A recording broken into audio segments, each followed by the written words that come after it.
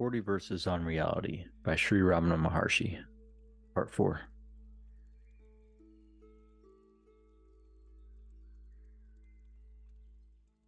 The Absolute Self emerges when the individual I falls. If one inquires, "Who am I?" within the mind, the individual I falls down, abashed, as soon as one reaches the heart, and immediately reality manifests itself spontaneously as I. Although it reveals itself as I, it is not the ego, but the perfect being, the Absolute Self. Author's comment: You do not need to do anything to make the self more real. The self is already entirely real. The self is just hidden, like the sun behind the clouds. Clear away the clouds, and the sun appears. It has always been there. The I thought is like a ghost, with no form of its own. It seems to have the form of anything onto which it has been projected. This is why investigation into this I thought seems to make it disappear. It was never there to begin with. When the I thought is extinguished, you stand as you are, the self, one without a second. Practice note: Look within, inquire. Can you find the form of your ego, your sense of identity? You can find attachments of ego, like the body is me, and I am a woman, and such. Can you find the I, or me? What do you see when you look into the formless consciousness that lights up this I thought? Or when you inquire, who is this ego?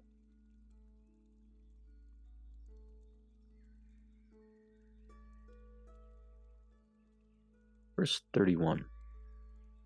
Immersed in the self, nothing remains to be done. For him who is immersed in the bliss of the self, arising from the extinction of the ego, what remains to be accomplished? He is not aware of anything as other than the self.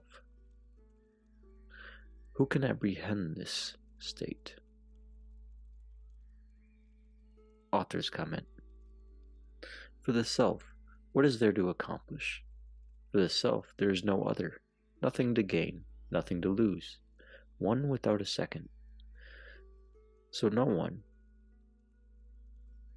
who can gain or lose. Practice note: How many are you? Are you multiple, with multiple existences and consciousnesses? Or are you just one? Is there one to know another, or just one? Verse 32. Investigate what you really are, and what remains is that. Although the scriptures proclaim, "Thou art that," it is only a sign of weakness of mind to meditate, "I am that, not this," when you are eternally that. What has to be done is to investigate what one really is and remain that. Author's comment: The affirmation, "I am that," is entirely mental. Does what you are now and always need any affirmation? Can it be made greater or lesser? Can reality be made more real? Eschewing this affirmation, what is to be done? Simply investigate the reality of your existence. Finding yourself to be open awareness without any attribute, just remain as that, who you are and always have been. When you see this, you know that there is no alternative, nothing else that you ever could be. Practice note: How do you get beyond the mental in your inquiry?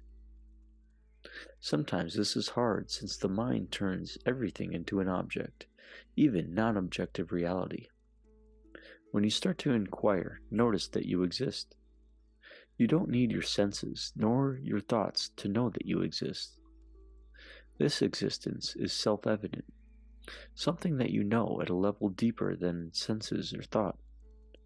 When you start inquiry this way, you are already deeper than the mind. Knowing that, stay with and as that. Verse 33. There is only one self. It is ridiculous to say either I have not realized the self or I have realized the self. Are there two selves? For one to be the object of the other's realization? It is a truth within the experience of everyone that there is only one self. Author's comment. This has both personal and universal significance. As far as the personal, Ramana says it as well. Are there two selves? For one to be the object of the other? Is that your experience? The self is interior, closer, as they say, than your breath.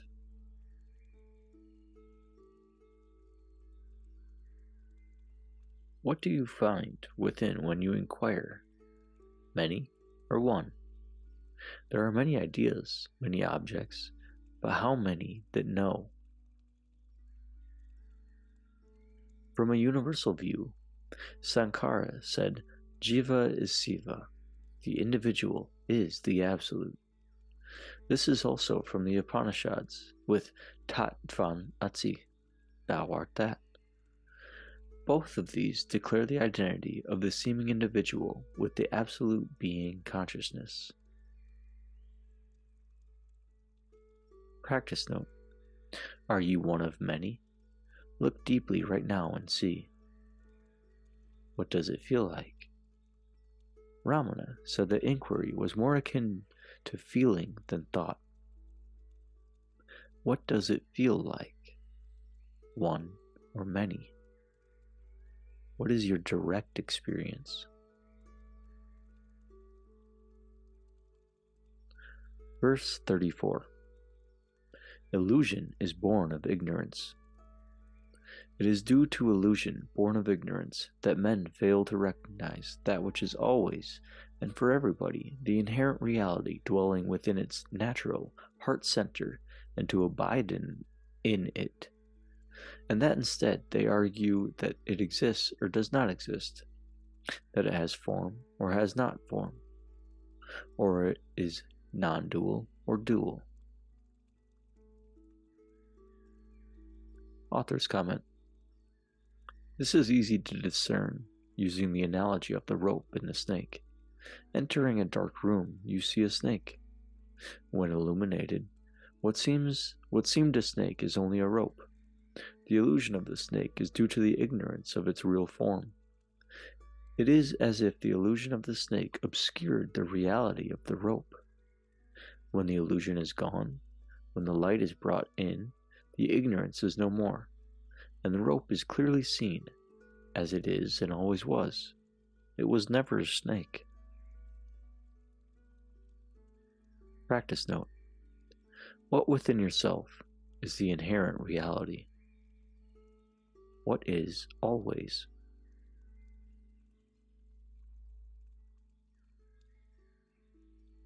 Verse 35. To abide in the self is the only attainment. To seek and abide in reality that is always attained is the only attainment. All other attainments are such as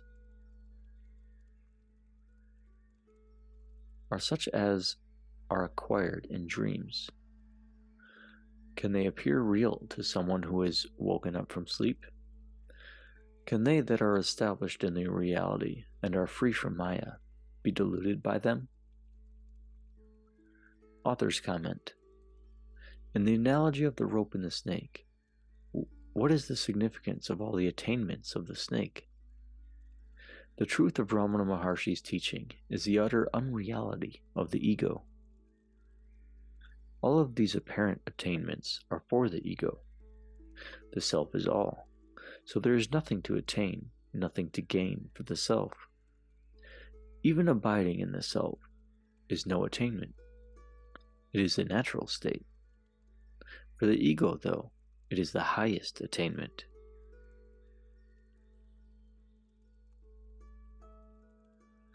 Verse 36. We are always that. Only if the thought, I am the body, occurs will the meditation, I am not this, I am that. Hope one to abide is that. Why should we forever be thinking, I am that? Is it necessary for man to go on thinking, I am a man? Are we not always that? Comment. Inquiry is investigating your own being to see what is true and what is not. What is true always. What is not true is that which comes and goes. Key to inquiry, then, is discrimination and negation.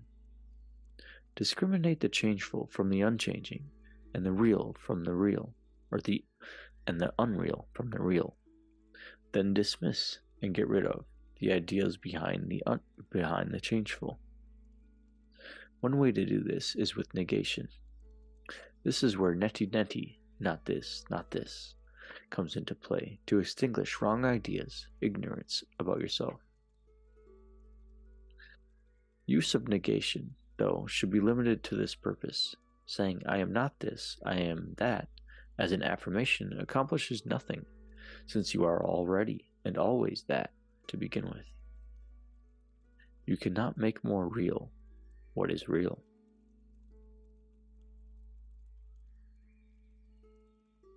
Practice note. Negation must be done thoroughly to be effective.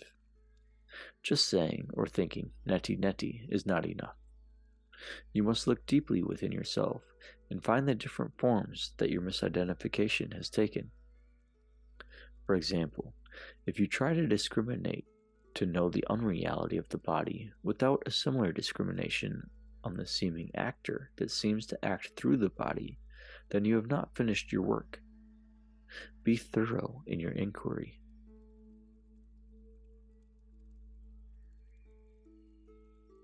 Verse 37.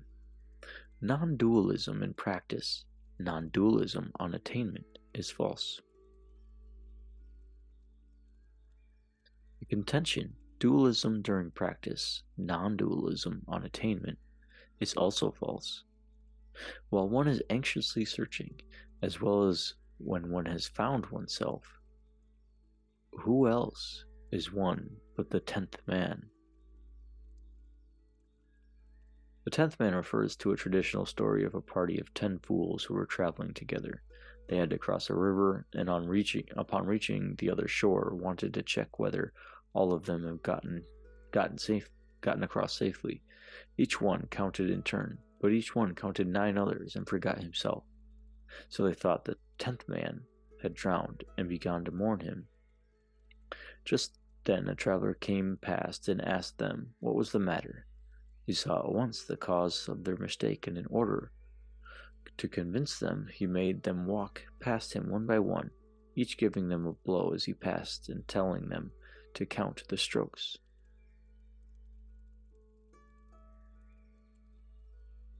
Author's comment. The path must be of the same nature as the destination. Otherwise, how can it be useful? This is one reason why Ramana's self-inquiry is so powerful. Inquiry consists of the consciousness that one is trying to see directly. With truth as the path, then it does not create more ignorance, like expedient teachings that themselves will later need to overcome. With self-inquiry, the first step is the same as the last step. Practice note. Use consciousness to look at consciousness. Inquire. Know yourself. Verse 38. Not the doer, then no karma. As long as a man is the doer, he also reaps the fruits of his deeds. But as soon as he realizes the self, through inquiry as to who is the doer, his sense of being the doer falls away, and the triple karma, Sachita, Agami, Prabdha, karma from a previous life, from the present life, and that is being worked out in this life, is ended. This is the state of eternal liberation. Apologies, I'm butchering some of these more traditional words. Author's comment. For whom is karma? It is for the one who acts. This one receives the fruits of action, the karma.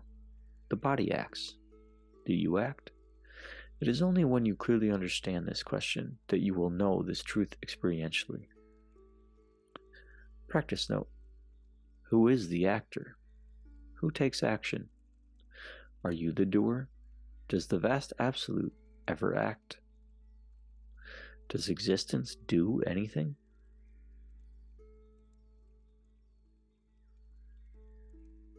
Verse 39. If no thought of bondage, then thoughts of liberation are not needed. Only so long as one considers oneself bound do thoughts of bondage and liberation continue. When one inquires, who is bound? Who is bound, the self is realized, eternally attained and eternally free. When thought of bondage comes to an end, can thought of liberation survive? These dualities exist only in your mind. When a duality is seen as one and thereby disappears, where did it go? Was it ever real? When the snake and rope is found to be a rope, where did the snake go?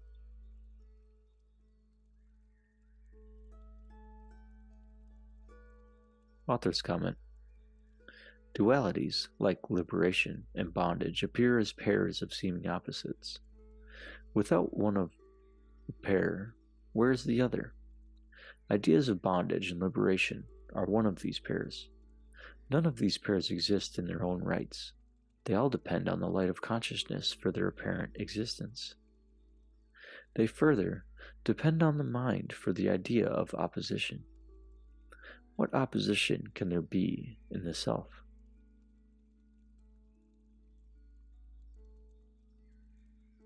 Practice note. What happens when the dualities you think are real disappear?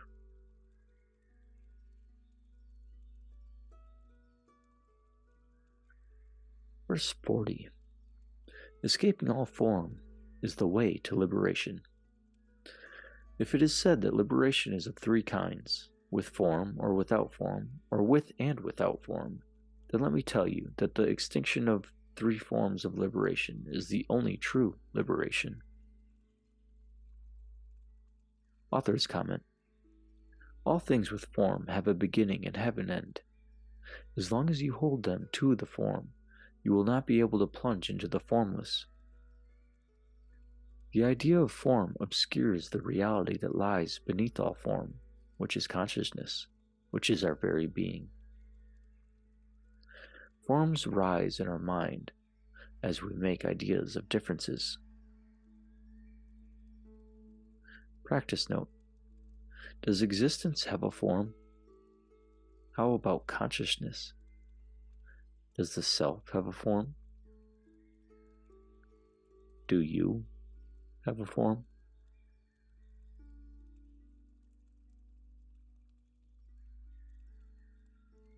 If you enjoyed this recording and would like to support this work getting out to a wider audience, please consider joining our Patreon, where different tiers allow you to submit personal questions, which will be addressed on one of the upcoming Q&A sessions, one-on-one chats, or even join one of our camping excursions.